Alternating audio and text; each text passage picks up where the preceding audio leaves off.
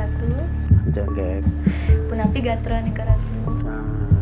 Seger gitu. Karo Ratu ringgriot cina dia akeh kegiatan melukat, orang monoton. Kami bisa dilaksanakan ringgriot nggih. Ringgriot iki. Nah, mungkin semeton sami juga tapi pengen unik profilnya Ratu Pranda. Terkenal maka tak sayang nih ke Ratu. Sampun angkil meriki minap ten sami begitu uning mengenal Ratu lebih dekat kinten. Titiang Nas Ratu bercerita ini profilnya Ratu. Nah, Mungkin dari masa kecil Punapi sampai makin ada sulinggih Punapi Ratu menjalani nikah. Nah, aduh mada sayang. Menurut catatan lahir dulu formal, Pranda lahir tercatat 9 September 1959. Itu Oton Pranda Ritipon Bedang Sio. Nah, Pranda hobi kecil suka bermain gitu. Bermain apa nih? Bermain ya pulang sekolah ke sungai, loncat-loncat, berenang, tenggelam, itu kesukaan. Gitu. Jadi masa kecilnya bahagia nggih? Bahagia sekali. Kadang-kadang terkenang masa-masa kecil enak karena putra seorang pedano banyak disanjung, banyak disayang, banyak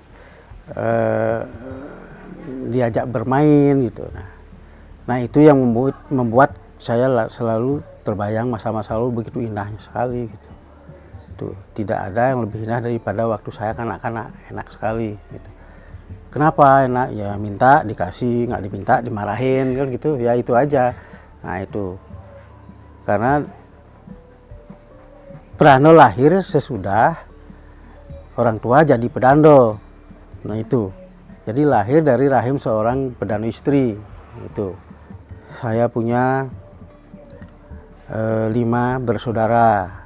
Yang tertua sudah meninggal, yang nomor 2 juga meninggal, nomor 3 masih hidup, nomor 4 sudah meninggal, nomor 5 saya.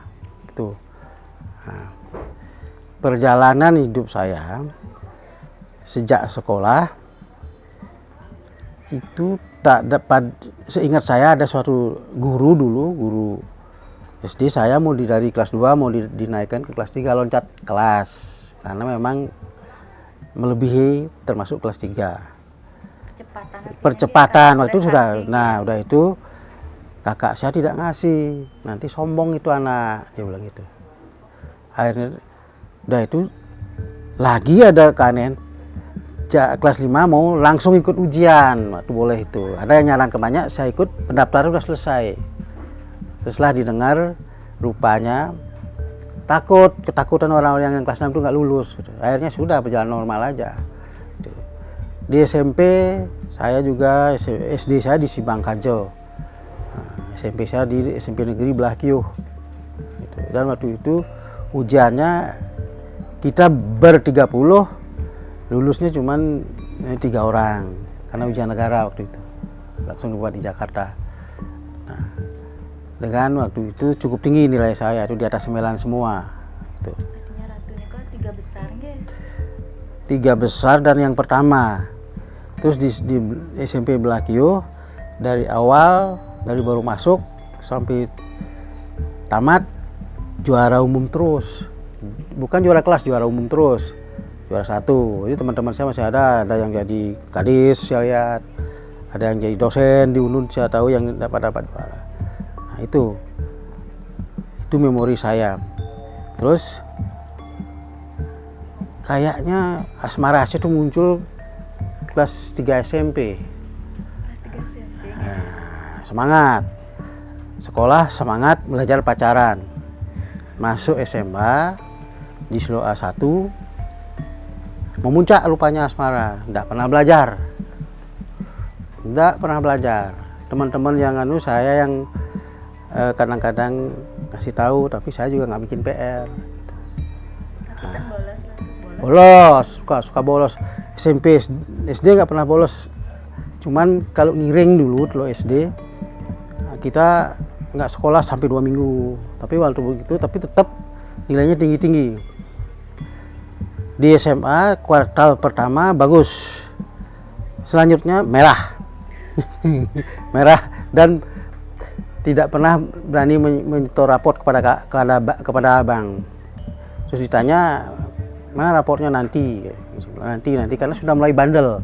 Nah, itu udah mulai bandel. Saya yakin waktu mulai tahun 71 sudah ada ujian sekolah dari SD sampai SMA. Dan itu pasti lulus, saya udah yakin. Ngapain saya belajar yang SMA? Nah, setiap saya pulang sekolah, saya ke toko buku, tadi apa diajarkan di sekolah, saya lihat soal-soal testingnya. Oh, soal ini testingnya gini.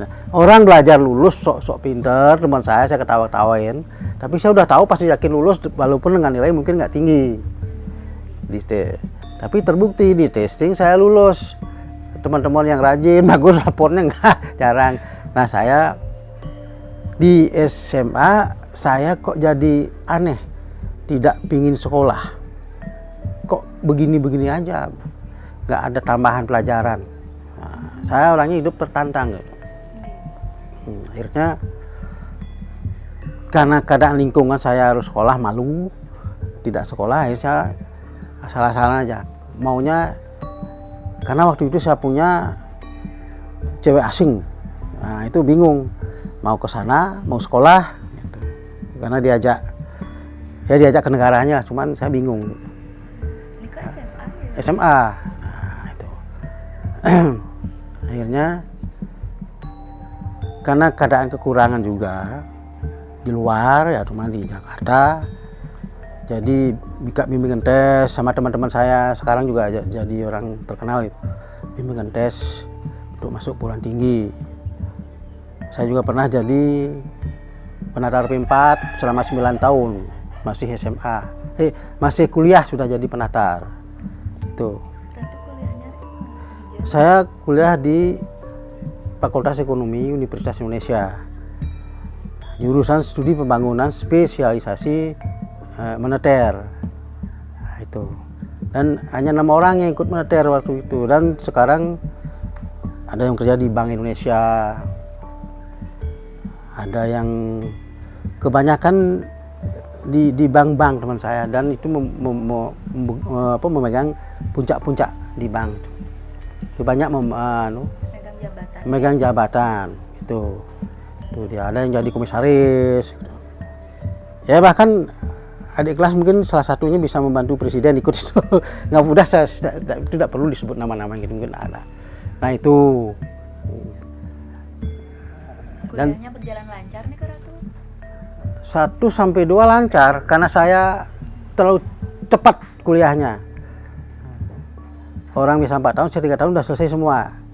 Setelah itu ditarik oleh BP7 untuk natar, kok keenakan gitu. Masih mahasiswa dapat duit. Pertama sekali ya di luar duit orang tua ya. Kalau teman-teman saya banyak yang kaya-kaya, tapi duit pribadi nggak dapat ya. Kalau saya duluan dapat memperoleh. Dengan ada teman satu lagi, dia kerja di Jakarta, kerja di Kompas.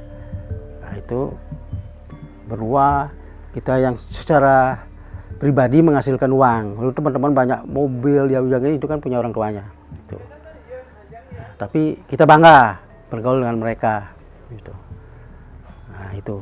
Nah di situ saya mendapatkan pengalaman. Di satu saya dapat di Jakarta keberanian, ya, uji kemampuan, ya, dan peluang besar saya dapat, banyak peluang.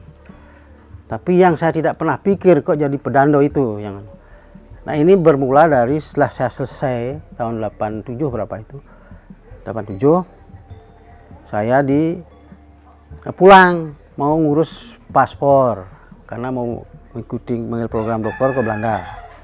Sampai mengurus paspor, ada paspor masih ada. Ya bapak ayah saya bilang nikah dulu. Kalau nggak nikah jangan keluar. Tapi berpikir juga karena bapak nikah sudah 10 tahun nggak pernah ketemu. Gitu. Saya yain aja udah nikah. Keadaan di rumah saya harus punya anak langsung. Nah ini yang mendesak, kita harus tak bisa kemana-mana, hanya kemungkinan peluang kerja. Tapi di rumah juga orang tua sudah renta, gimana?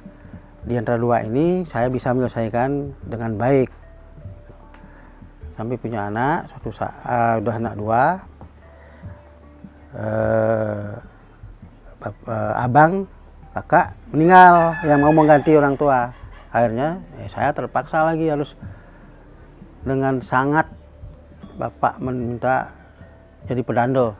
Ya udah nggak bisa, udah. Artinya keinginan mencari dokternya terkubur ya. Terkubur, jadi dokter terkubur, jadi pejabat juga mungkin terkubur gitu. Jadi akhirnya jadi pedando jadinya itu. Nah, itu. Nah, ya itu namanya perjalanan. Setelah setahun masih kayaknya apa saya pedando apa enggak. Akhirnya setelah lewat setahun nikmat juga jadi pedando gitu. Itu dalam usia 40 tahun. Nah, 40 tahun. Ya, kebetulan pada tahun itu katanya saya pernah ketemu hidup pedando yang kenal keluarga saya, dan dia juga pernah jadi ketua umum Persado. Dia nanya, pedando dari mana? Saya bilang di Sibang. Okannya pedando Lingsir. Oh iya, saya bilang. Wah, situ pedando tertua di sana, pedando termuda di sana, dia bilang gitu. Iya, dia tahu, dia sering ke sini. Iya. Baru nyenang. Ya, dan setahun setelah mendiksa beliau pergi. Itu. Nah, itulah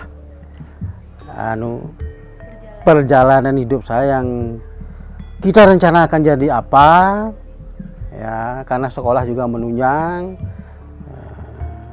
tapi lain yang ditakdirkan. Nah itu makanya sekarang saya tidak terlalu bermasalah. Walaupun demikian, teman-teman tahun 2016-14 datang semua ke sini, reuni. Semua kangen katanya, karena saya dianggap orangnya suka bergaul bebas, enak, bisa semua saya gaul karena ada sekat-sekat di sana. Tuh, saya bisa bergaul semua. Nah, terus itu Bu Napi ini Ratu dari awalnya nih suka belajar, kemudian Napi menuntut ilmu ke sana. Oh gini. Kemudian akhirnya belajar dadas kesulingihan. Nah gini, kalau kesulingihan dalam hal mepujo argo itu saya sudah hafal tahun 68, karena ratu saya akan mempunyai anak Bali. Saya pasih baca Bali. Nah, calon pedando itu suruh pegang, saya tolong dia ngapal, saya baca. Rupanya waktu umur kecil itu menangkapnya cepat tuh. Sampai ke Jakarta saya juga masih ingat itu, walaupun samar-samar. Nah, cuman di luar itu tato apa segala macam saya nggak ngerti. Itu. Nah, karena dia jadi pedandonya, waktu begitu jadi pedando besoknya udah saya mepujo. 7 harinya lingyang di Wedo, 11 harinya masang linggo. Langsung ada yang meninggal. Artinya karena pedando sebelum masang linggo nggak boleh memuput menyelesaikan upacara orang meninggal gitu. Tuh. Nah, itu memang saya kuasai waktu sejak kelas 4 kayak itu. Nah, terus yang lain-lain saya masih tinggal, misalnya tato apa ini apa itu, masalah di luar agama untuk menjelaskan sesuatu biar jelas, itu saya terpaksa baca setahun semua lontar saya keluarin. Itu. Karena tidak ada terlambat, karena takut lihat orang tua-tua jenggot ini, pedando jenggot bagus putih, saya nggak klimis begini. Masih muda. Bagaimana caranya mengejar? Ternyata kayaknya saya mungkin melebihi pedando. Mungkin karena saya memang ya pesan ini nih yang saya pegang. Kalau lalang sudah tua nggak tajam. Nah itu pesan orang tua. Kalau umurmu sudah tajam sekarang, sudah lalang, umur segini udah sedang tajam-tajam, sedang cepat-cepat ini menangkap. Nah maka saya didorong. Tak usah kaya, tapi kalau kaya kamu rusak, tak ada gunanya, dia bilang gitu. Pokoknya ganti saya. Ya udah berjalan. Jadi nikah sudah 10 tahun kemudian jadi pedando. Nah, udah. Sekarang udah jalan ke pendetaannya 21 tahun. Itu. ketika lahir Pedando diberi nama Ido Bagus Pandit Astiko. Setelah jadi Pedando dikasih beseko Ido Pedando Gede Angusto Lor Magelung. Kegiatan sebagai manusia walako sekolah, dan saya sering kecimpung di sekolah, beda dengan yang waktu jadi Pedando, beda sekali. Karena waktu setahun jadi pendeta masih kayak itu seperti orang hidup mati. Karena satu, umur terlalu muda.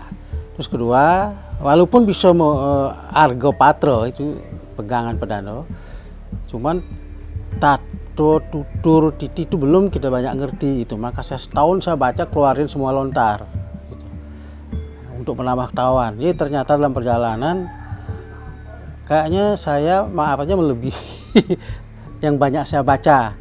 Karena benar kata Aji saya bahwa ibarat ilalang, waktu masih hijaunya tungtungnya itu masih tajam sekali, gampang menangkap, gampang belajar, tidak pelupa. Dibandingkan dengan lalang yang sudah merah ujungnya, itu sudah lama. Kalau nanti kamu tua menjadi Pedando, saya khawatir kamu tidak bisa belajar dan menangkap apa-apa.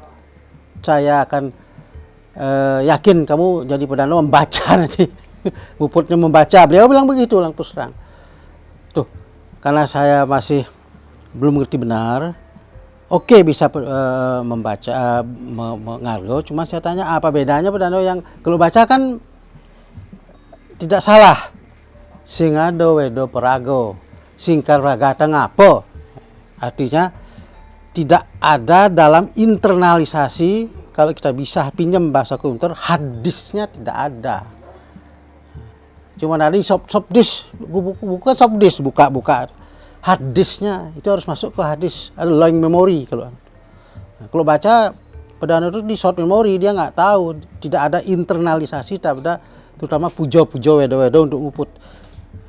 Dan pesan beliau itu Pedando yang mau maco itu tidak akan menyelesaikan upacara percuma, katanya begitu. Itu semua harus tidak keluar dari dalam diri, karena pikiran kita sudah kosong, hanya isi pujo saja, hanya isi sasa-sasa saja. Itu. Nah, itu yang dipesankan ke saya. Maka saya waktu itu beliau bilang, ya pas lah, udah berikso aja kamu. Jangan nanti kalau rezeki ada. Itu dibilang sama beliau. Ya udah saya ikut aja. Satu, karena sudah meninggalkan lama. Kedua, sudah tidak ada pilihan, ya sudah ikut. Tuh. Nah itu. Nah, dalam kegiatan dari SD sampai ke mahasiswaan memang saya termasuk aktivis dulu. Dampaknya apa? Aktivis itu kita menjadi berani, kita menjadi tegas, berani tidak pakai pada teman. Kita hanya tegas. Kalau salah ya salah, kalau enggak ya enggak gitu. Tapi tetap baik hati, rendah hati, harus dalam mengambil sikap dan bergaul itu harus tegas. Itu waktu sikap waktu kemahasiswaan. Waktu jadi Pedando, kesehari-harian tugas pokok Pedando itu bukan muput, adalah di Merajan itu nyasanggumi. Itu artinya memelihara dunia setiap pagi. Karena ini secara filosofis didasari oleh cerita di mana waktu Pandawa terbuang, kehausan pada suatu telaga. Diutuslah Drupadi mencari minum.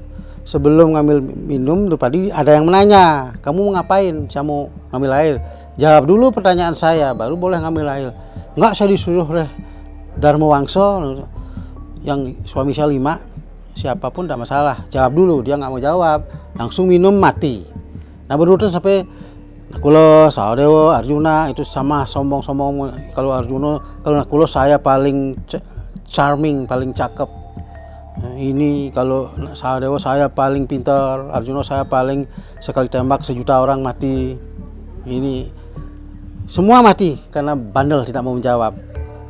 Akhirnya terakhir Dharma Wangsa, di mana ya adik-adik saya gitu. Jadi ke telaga, waktu mau minum juga, tunggu dulu. Kalau kamu mau minum, jawab dulu pertanyaan saya. Karena namanya Dharma Wangsa, orang ya silahkan. Nah sini cerita tentang kebenaran semua, tapi saya yang ingat untuk ke pedandoan aja. Kamu tahu nggak pedando itu apa? Dia bilang gitu. Pertanyaannya itu yang nanya Yakso Prasno namanya. Ya pedando adalah Betaro Masariro manusia. Artinya Betaro Tuhan yang ada dalam diri manusia, itu pedando. Loh kenapa manusia itu disebut Betaro? Karena tiap hari ngelakonin merapal caturwedo. Merapal caturwedo itu. Terus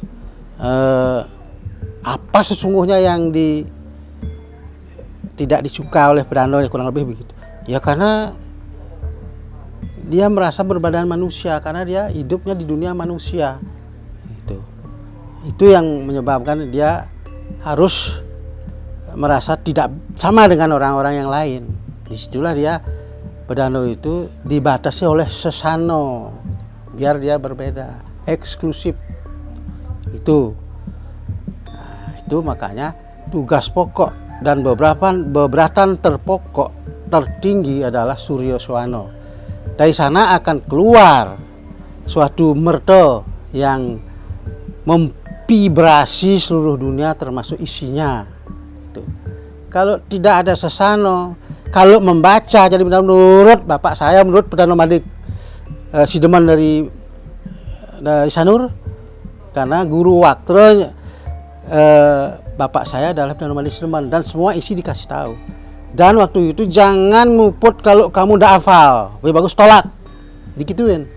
Saya juga digituin, jangan mupul bawa buku, tangan kosong, karena apapun yang ada di Saso itu sudah saya pinjam. Mungkin maksudnya gini, internalisasikan.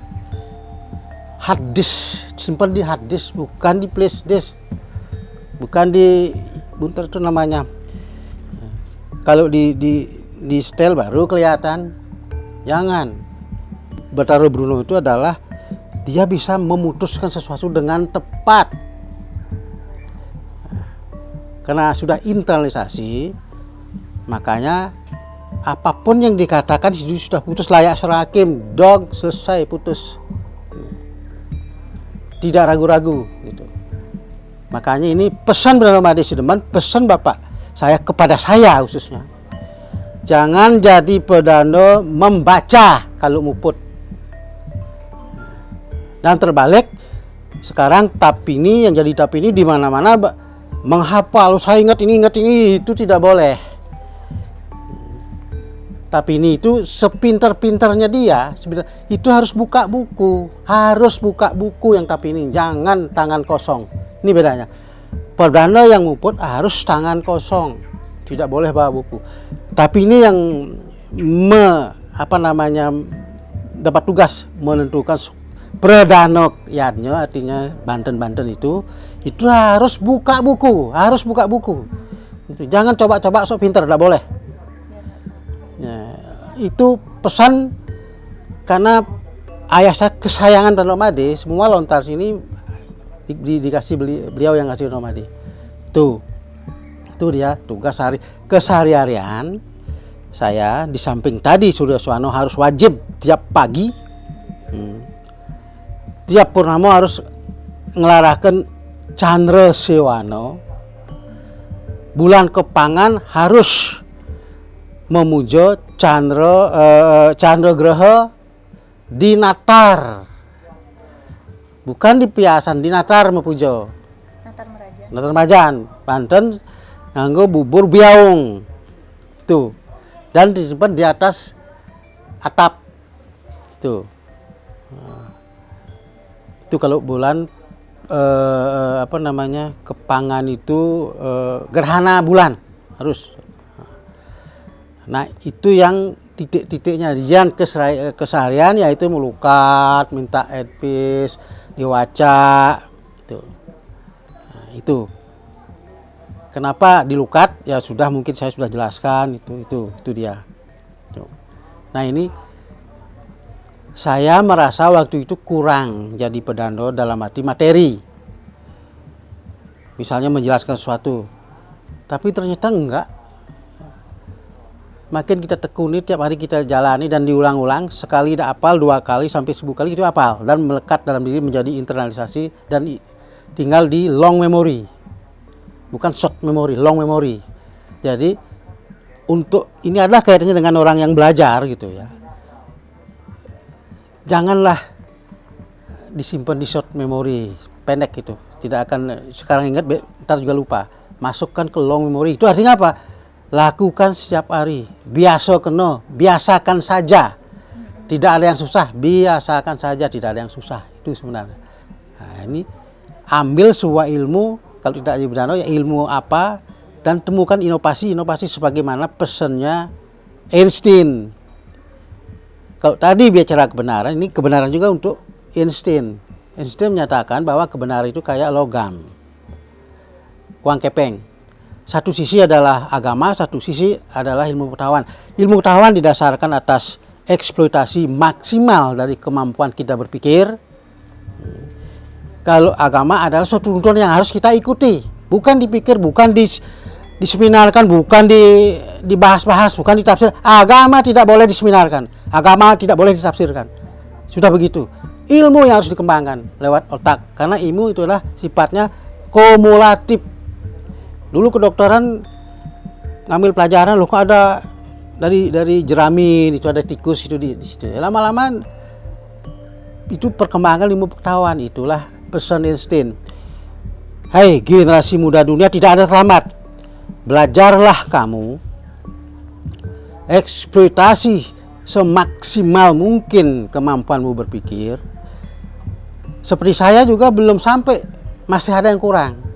Nah, kalau kamu tidak temukan dalam pemikiranmu yang maksimal, lihat di balik uang kepeng itu, itulah agama.